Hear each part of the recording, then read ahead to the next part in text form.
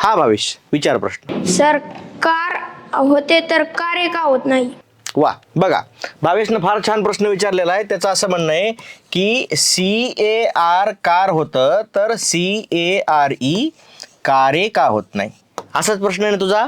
हा, बघा आता लक्ष द्या. आता आपली जशी ट्रेनिंग झाली का विद्यार्थी मित्रांनो, आपण काय करतो की ई असेल तर याचा अर्थ आपण मराठीतल्या एकारासारखा म्हणजे मात्रा दिल्यासारखा त्याचा उच्चार करतो. मग CAR जर कार झाला असेल तर त्याच्यावर या ई साठी मात्रा द्यायला काय हरकत आहे, असं भावेशचं म्हणणं आहे. बरोबर आहे का नाही? पण याच्यासाठी आता तुम्ही एक पक्क लक्षात राहू द्या तुमच्या, की तुम्ही जो तक्ता पाठ केलाय का क ख ग घ चा, के असलं की क, के एच असलं की ख, तर याचा उपयोग फक्त मराठी शब्द इंग्रजीत लिहिण्यापुरताच होतो. ज्यावेळी आपल्याला इंग्रजी शिकायची वाचायला, त्यावेळी त्यांच्या पद्धतीने शिकावी लागते. आणि त्यामध्ये एक लक्षात राहू द्या, इथं शब्दाच्या शेवटी ज्यावेळी ई आलेला असतो हा सायलेंट असतो. हा काय असतो? सायलेंट असतो.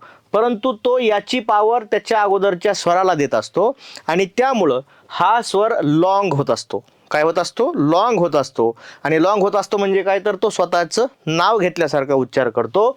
म्हणून CAR कार होतं तर CARE कार्य न होता काय होतंय? केअर होतंय. आलं का लक्षात?